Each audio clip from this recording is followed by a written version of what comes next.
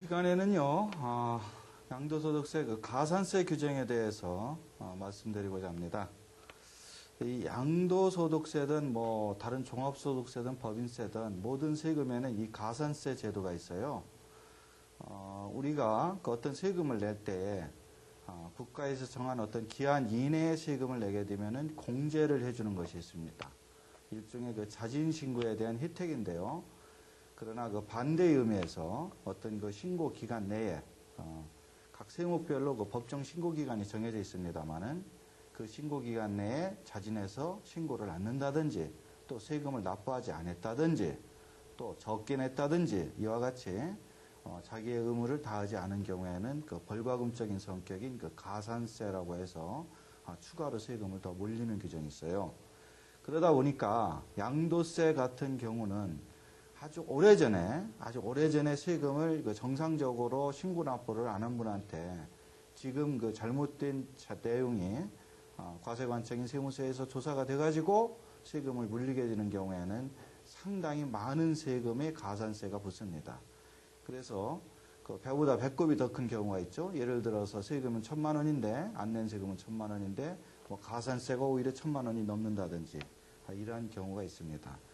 그래서 오늘 지금 이 시간에 강의 드릴 내용은 핵심 자료 부당신고 40% 가산세 부과기준이라고 타이틀이 되어 있는 내용입니다. 그 자료에 있는 내용을 보시면 그 40% 가산세를 부과하는 사례에 대해서 상세하게 기술을 해놨는데요.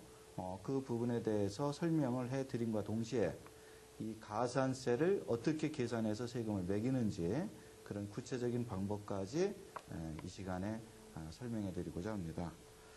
우선 이 가산세는 방금 말씀드린 것처럼 우리가 그 양도세 측면에서만 볼 때 부동산을 매매하고 이것은 양도일 기준으로 본다고 그랬죠. 그것은 잔금청산일입니다. 계약서로 보면은 잔금청산일, 대금청산일 이렇게 얘기를 하죠. 그래서 그날의 말일부터 2개월 이내에 양도소득세 자진신고를 하고 세금을 내신다면 그 세금의 10%를 공제해 드립니다. 그런데 그 세금을 예정신고를 안 하고 또 확정신고라고 해서 그 다음에 5월 말일까지 신고기간을 늘려줍니다마는 그때까지도 신고를 안 하시게 되면 벌과금적인 성격인 가산세가 붙는다. 그래서 옛날에는요, 가산세가 특정율로 되어 있었습니다. 예전 그 양도소득세식 같은 경우는요, 예정신고에 대한 10% 세액공제 제도는 아주 예전에도 있었어요. 예전에도 있었는데, 그 예정신고라고 해가지고 우리가 양도한 날에 2월 이렇게 그 얘기를 하지만 사실은 2개월 이내에 신고하면은 10%의 세액공제를 해준다. 2월이라는 개념은 양도한 날의 말일부터 2개월이에요. 그래서 예를 들어 5월 1일 날 양도를 했다면 5월 말일부터 따져서 6월 말, 7월 말일까지 자진해서 신고 납부하면 세금이 1,000만 원이다. 예를 들어서 이 사람이 내야 될 산출세액이 1,000만 원이다. 그러면 100만 원을 공제를 해준다는 거죠. 그 다음에 확정신고라고 해서 이 2개월 이내에 신고를 못했다, 그랬다 하더라도 법정신고 기간이 양도세 같은 경우는 그 다음에 5월을 익년, 다음에니까 익년이라고 우리가 얘기를 합니다. 익년 5월 말. 이것이 종합소득세도 그렇고 양도소득세도 그렇고 확정신고 기간이 돼요. 예를 들어 양도한 날이 2008년 5월 1일이라면 2009년 5월 31일이 되겠습니다. 그래서 이런 확정신고 기간 내에 신고납부를 한다면 이런 공제는 못 받습니다. 공제도 안 되는 대신 특별히 가산세를 매기지도 않는다. 즉 이 얘기는 혜택도 주지 않지만 벌칙도 없다. 이렇게 이해를 하시면 되겠어요. 그래서 확정신고 기간까지 신고를 한다면 가산세도 안 먹습니다. 근데 확정신고가 경과된 이후에 신고를 하시게 되면 신고를 할 수가 없고 확정신고 경과된 이후에는 이제 세무서에서 세금을 고지 결정하겠죠. 세무서에서 고지를 할 때에는 그때는 꼭 바로 고지하는 것이 아니고요. 이 양도소득세 확정신고 기간이 지난 그 다음날부터 이자 기산을 해가지고 세금을 납부를 시키는데 가산세를 적용을 한다 이거예요. 벌과금적인 성격이죠. 그래서 정상적인 신고기한 내에 신고를 한다면 이익을 보지만 그렇지 않은 경우에는 가산세를 먹는데 이게 두 종류가 있습니다. 신고 불성실 가산세를 납부 불성실 가산세 이렇게 얘기를 합니다. 그래서 신고만 해놓고 세금을 안 내는 경우도 있겠죠. 또 하나는 아예 신고도 안 하고 세금도 안 내는 경우가 있습니다. 그래서 신고만 하고 세금을 안 내면 납부 불성실만 매기는 거고요. 신고 자체도 안 한 분은 두 가지를 다 매기게 되어 있습니다. 그래서 종전 규정에는 신고 불성실은 10%입니다. 납부 불성실은 하루에 이자를 따져서 10,000분의 3이 되겠습니다. 그래서 10,000분의 3 곱하기 일수입니다. 곱하기 세금. 이 세금은 미납세금이 됩니다. 이런 공식으로 납부 불성실 가산세를 매겨요. 예를 들어 이 사람이 1,000만 원을 내야 되는 사람인데 확정신고 기간까지 세금을 안 냈다. 그러면 신고 불성실 10%인 100만 원이 늘어나는 거고요. 그 다음에 납부 불성실 계산은 무조건 이거는 100만 원이면 돼요. 더 초과되는 건 없습니다. 납부 불성실은 이게 2008년 5월 1일 양도한 건이고 2009년 5월 30일까지 신고를 안 했다면 6월 1일부터 날짜 계산을 합니다. 그래서 이 사람이 1년 정도 있다가 세무서에서 고지가 됐다. 그러면 10,000분의 3 곱하기 365일 곱하기 1,000만 원 이렇게 되겠습니다. 그래서 1,000만 원에다가 10,000분의 3을 하면은 그것이 3,000원 정도가 되죠. 그래서 3,000원 곱하기 365일을 곱합니다. 그래서 세금을 고지할 때까지 그 미납된 일수를 같이 곱하면 3,000원에다 365일을 하면은 뭐 대충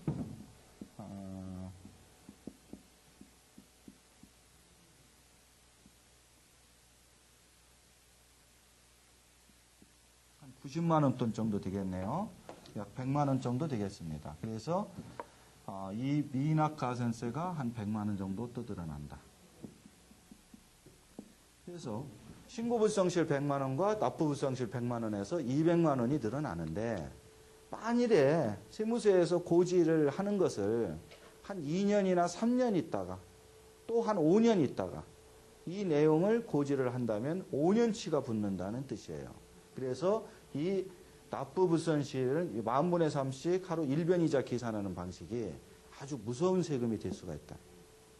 그런데 이와 같이 적용되던 지금 가산세 제도가 2006년까지만 적용이 된다는 거죠. 이런 제도는 전부 2006년까지 적용이 돼요. 세금을 내야 되는 납세자 입장에서는 지금같이 신고와 납부불성실 가산세만 가지고도 상당히 무서운 세금인데 이 부분도 양도세를 신고하실 때 다운계약서나 업계약서와 같은 허위계약서가 많이 신고가 되다 보니까 이러한 정도의 벌칙으로는 페널티로는 좀 그러한 제도를 잡기가 어렵다 판단이 되어서 2007년 1월 1일 이후 양도하는 것부터는 이 신고 불성실 가산세를 10%를 40%로 올리는 규정이 생겼습니다. 그래서 그동안에 2006년까지는 10%였던 것이 지금은 40%도 세금을 매긴다. 1,000만 원을 내야 되는데 부당한 거래 행위에 의해서 가산세를 매기게 된다면 400만 원을 일단 매긴다는 뜻입니다. 그리고 납부불성실 가산세는 옛날 규정과 똑같이 하루 일변 10,000분의 3씩 계산해가지고 이자를 쳐서 더하기를 하겠다. 그래서 이 40%로 중과시켜버리는 가산세 제도가 2007년 1월 1일 이후 양도하는 것부터 생겼습니다. 그 내용에 대해서 핵심 자료에 하나하나 항목별로 서술을 해놨으니까 그런 부분을 검토하시고요. 지금 그 교환 자료로 가산세 제도 주요 개정 내용이라고 해서 별도로 지금 다운로드 받아서 보실 수 있겠습니다만은 법인세나 소득세 같은 경우도 2007년 1월 1일 이후로는 예전에는 30%까지 매겼던 가산세 제도를 지금은 40%까지 매길 수 있도록 이와 같이 법이 개정됐다는 점 같이 기억하시고요. 초과 환급신고 가산세 제도라는 게 생겼습니다. 종전에는 부가가치세에서만 적용을 했는데 이거는 무슨 세금이냐면 우리가 환급을 받는 경우가 있죠. 예를 들어서 양도세도 그런 경우가 있는데요. 본인이 당초에 세금 신고를 잘못했다든지 감면 대상인데 그것을 그냥 신고를 한 경우에 나중에 수정 신고를 해서 환급을 받는 경우가 있습니다. 그런데 이와 같이 환급 받을 때 거래 계약서를 위조를 했다든지 잘못된 내용으로 환급을 받았다면 그것이 나중에 적출됐을 때 조사 결정에서 세금을 고지할 때 그 환급을 부당하게 받은 금액에 대해서도 가산세를 매기겠다. 그것도 40%로 가산세를 매기겠다. 이러한 규정들이 2007년 1월 1일 이후로는 신설됐다는 점도 그 보완 자료를 보시면서 같이 기억하시기 바랍니다. 납부불성실 가산세의 특징은 만분의 3을 하루 1변 2자 계산한다는 거기 때문에 세금을 고지할 수 있는 날부터 따져서 그 고지하는 기간이 길어지면 길어질수록 불리하기 때문에 그런 부분이 아예 빨리 고지가 되면 그래도 덜 억울한데 이것이 5년이나 6년 있다가 고지가 되는 경우에는 오히려 본세보다도 당초에 내야 될 본세보다도 더 가산세가 큰 경우도 있다는 점 같이 기억하시기 바랍니다. 그 다음에 그 국세기본법 시행령에 국세기본법 48조에 가산세의 그 감면 규정이 있습니다. 그래서 이러한 40% 가산세를 다 매기는 것이 아니고 어떤 특별한 정당한 사유가 있어서 부득이하게 세금을 적게 신고했다든지 또 어떤 본인의 고의적이노 또 그 고의나 과실이 아닌 어쩔 수 없는 상황으로 이와 같이 적게 신고가 됐다든지 무신고를 했다든지 하는 경우에는 그런 경우에는 가산세를 면제하겠다 하는 규정이 신설이 되어 있습니다. 그래서 정당한 사유에 해당되느냐 안 되느냐의 판단은 물론 관할 세무서에서 판단을 하겠지만 이런 정당한 사유가 있는 경우에는 가산세가 면제되는 규정도 있다는 것 같이 기억하시기 바랍니다. 그러면 핵심 자료에 있는 그 내용을 보면서 하나하나 짚어가면서 말씀을 드리고자 합니다. 그래서 이 국세기본법 시행령에 보면은 이와 같이 하나하나 사례를 좀 들어놨고요. 지금 여기에 나와 있는 핵심 자료에 있는 내용은 국세청 내부에서 세무서 직원들한테 배포한 내부 자료가 되겠습니다. 그래서 양도소득세가 됐든 법인세가 됐든 장부를 이중으로 작성하는 경우에는 40%로 세금을 매기겠다. 이렇게 되어 있습니다. 그래서 이중장부의 작성이 핵심이 되겠습니다. 물론 이중장부의 작성을 다시 얘기하면 허위로 장부를 기재한다는 것이 되겠죠. 그래서 일반 법인세 같으면은 그 부의장부라고 해가지고 예를 들어서 비자금 관리 장부 같은 경우를 별도로 만들었는데 그런 것들이 세무조사 때 적출이 됐다든지 아니면 양도세 같은 경우에는 부동산 매매업자의 세금인데 사업자의 세금인데 장부를 잘못 적었다든지 이와 같이 이중장부를 적은 경우에는 이런 경우에는 세금을 추징할 금액에다가 가산세 40%를 더 추징할 수 있도록 이런 근거 규정을 만들었고요. 물론 2006년 이전에는 양도세 같은 경우는 10% 이상 추징이 안 됐습니다만은 2007년 이후에는 이런 규정이 생겼다는 거죠. 두 번째 항목에는 이 허위 증빙이 문제입니다. 우리가 양도소득세 계산할 때 양도가액에서 취득가액을 빼고 그다음 필요경비라고 해서 그 부동산에 대해서 투입된 비용을 빼도록 되어 있죠.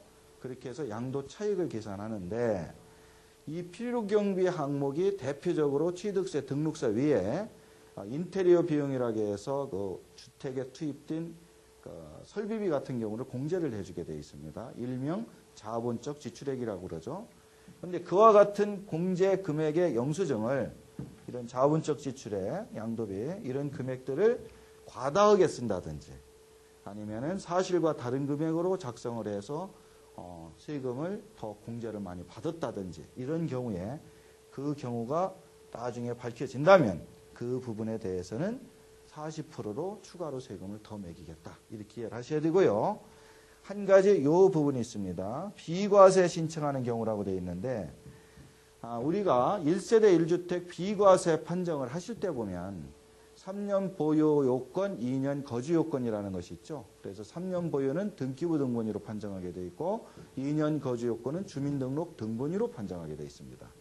근데 사실상 거주하지 않으면서 주민등록 등본만 가지고 제출을 했다든지, 사실상 자기 이름으로 등기가 자기 것이 아닌데도 타인 명의로 등기를 해가지고 세금을 부당하게 줄였다든지, 이어서 비과세 신청을 해서 비과세를 받았는데 나중에 보니까 그것이 아니더라. 이렇게 밝혀지는 경우에 세금을 매기겠죠. 그 매길 때 그 세금의 산출세액에 대해서 역시 40% 가산세 매길 수 있다. 이런 규정이 되겠습니다. 그래서 허위 증빙 또는 비과세 신고를 부당하게 했다든지, 다운계약서를 작성하여서 양도가액을 낮게 신고했다든지, 업계약서도 마찬가지고요. 필요경비 지출증빙, 집수리 영수증이라든지 취득세, 등록세 등을 허위로 작성해서 공제를 부당하게 받았다든지, 8년 자격 농지 신고라고 우리가 농사를 자기가 직접 8년 동안 짓고 그 농지를 매각하게 되면 그 비과세를 해주도록 되어 있죠. 그런 경우에 필수적으로 첨부되는 서류가 농지 원부입니다. 농사지은 땅이라는 걸 입증해야 되기 때문에. 그런데 이런 농지 원부 등이 자기가 부당하게 만들어가지고 허위로 신고를 한 것이 나중에 밝혀진다면 그런 경우도 40%의 중가산세를 매기겠다. 이렇게 이해하시면 될 것 같습니다. 이 핵심 자료에 있는 내용의 항목을 사실 하나하나 보면은요, 거의 그 양도소득세 같은 경우에는 전부 포함이 됩니다. 그래서 사실 내용과 다른 서류가 단 하나라도 들어가면 지금부터 2007년 이후분부터는 거의 40%의 중가산세를, 부당가산세를 로 세금을 내야 된다는 사실을 기억하셔야 됩니다. 거의 똑같은 얘기인데요. 허위임을 알고 수취한 경우에 한함, 이렇게 일단 되어 있는 이 전제 조건을 잘 기억하시기 바랍니다. 허위 증빙 등의 수치인데요. 거래 사실 없이 또는 거래 사실과 다르게 계산서, 입금표, 거래 명세서 등을 수취한 것. 우리가 필요경비를 공제할 때 이러한 서류들을 붙이는 경우가 많은데, 이 허위임을 알고 수취한 경우에 하나여서만 40%를 매긴다는 뜻이에요. 만약에 이러한 내용이 본인은 허위가 아니고 사실상 이 금액으로, 이 계산서나 거래 명세서에 있는 금액으로 지출한 걸로 알고 받았다면, 즉 중간에 제3자가 있어가지고 3자가 모르게 자기가 금액을 조절을 해놓은 것을 당사자끼리는 모르고 인지하지 못하고 받았다면 그런 경우는 봐준다는 뜻입니다. 그래서 이 당사자가 허위임을 알고 수취한 것, 즉 당사자 간에 통정을 해가지고 서류를 주고받은 경우에 한정해서 그런 경우에는 40%의 가산세를 매기겠다. 이렇게 이해를 하시면 되겠습니다. 그래서 이러한 내용의 기본하에 가공의 주택 수리비, 영수증 같은 경우고요. 또 매수자 부담한 비용을 매도자의 필요경비로 공제받는 경우도 마찬가지입니다. 또 허위로 작성된 농지 원부 같은 경우고요. 또 주택 등기부 등본이나 주민등록 등본 같은 경우가 되겠습니다. 그래서 이 경우에는 허위임을 알고 수취한 경우라는 거, 그 부분을 같이 기억하시기 바라고요. 관련 규정은 국세기본법 시행령 27조 2항 3호에 규정이 되어 있습니다. 참고를 하시면 좋을 것 같습니다. 그 다음에 예전에는 이런 내용이 없었는데요. 지금 요번에 이런 규정이 하나 들어갔습니다. 이 장부의 그 기록일 파기했다는 내용인데요. 법인세 같은 경우에 법인이 장부나 이런 경우를 함부로 파기를 하면은 옛날에 이런 그 심한 규정이 있었습니다. 그런데 양도소득세 측면에서는 부동산을 취득해서 한참 가지고 있다가 양도를 했어요. 근데 취득했던 사실을 입증할 수 있는 서류가 없다. 그렇게 되면은 쌍방 실지거래가로 세금을 내야 되기 때문에 실제로 취득했던 옛날 서류가 없으면 일방실가락에서 환산을 해서 세금을 신고하도록 되어 있습니다. 그런데 이러한 경우에 사실상 예전에 취득했던 서류가 없어서, 증빙이 없어서 어쩔 수 없이 환산을 해서 신고했다면 그거는 문제가 안 되지만, 그러한 계약서나 금액이 다 있는데도 세금을 줄이기 위하여서 그러한 계약서 등을 다 파기를 시켜버리고 없는 것으로 만들어서 고의로 파기를 해서 없는 것으로 만들어서 세금을 줄여 신고를 한 것이 나중에 확인 조사가 된다면 이러한 경우도 40%의 중과전세를 매기겠다는 뜻입니다. 그래서 새롭게 들어간 내용인데요. 서류를 물론 보관하다 보면은 본인이 분실할 수도 있고 증빙 서류가 없어질 수도 있어요. 이 경우는 그런 경우까지 얘기하는 것은 아니고요. 자기가 세금을 고의로 줄이기 위해서 있는 서류를 거래 증빙을 다 파기나 삭제해버리고 분실한 걸로 신고를 한 것이 나중에 과세관청인 세무서에서 조사가 됐을 때 한정해서만 40% 중과전세를 매기겠다는 뜻입니다. 그래서 이러한 내용도 상당히 우리가 조심해서 기억해야 될 내용이 되겠습니다. 그 다음에 마지막에 재산 은닉 및 소득, 수익, 거래의 조작, 은폐인데요. 조세 탈루 및 증거인멸 등의 목적으로 자산 양도 사실을 은닉하거나 은폐. 이런 경우는 주로 상속세 같은 경우에 해당이 되겠습니다. 우리가 상속재산 같은 경우에 피상속인이 보유하고 있던 모든 자산을 가지고 상속재산을 평가해서 상속세를 매겨야 되는데 피상속인이 보유하고 있던 재산을 상속세를 적게 나기 위해서 제3자 명의로 돌려놨다든지 아니면 누락을 시켰다든지 이런 것들이 물론 고의적인 것이 아니라 본인이 파악을 못해서 그런 경우는 상관이 없습니다만은 이와 같이 고의적으로 세금을 적게 내기 위해서 자기가 누락시켰다든지 재산을 빼돌려 놨다든지 이런 경우에는 그런 경우도 가산세를 40%로 매기겠다. 그래서 구체적인 내용은 이 칸에 별도로 핵심 자료 보시면 다 써놨습니다. 그래서 이 가산세 규정에 대해서는 2006년 이전에 매매했던 것은 적용되지는 않습니다. 소급해서 적용할 수는 없기 때문에 2006년 이전에 여러분들이 5년 전, 6년 전에 거래했던 내용이 이와 같은 내용으로 거래를 했다 하더라도 지금 2008년도에 이게 밝혀져서 세금을 매긴다. 그렇다 하더라도 2006년 12월 31일 이전에 양도한 것에 한해서는 이 40% 가산세 규정이 적용되는 것이 아니고 종전 규정인 10%의 가산세 규정이 적용되는 점 오해 없으시기 바라고요. 2007년 1월 1일 이후에 매매한 건에 대해서만 이러한 사유로 거래한 것이 조사가 된다면 40%의 세금을 물린다는 점 같이 기억하시기 바랍니다.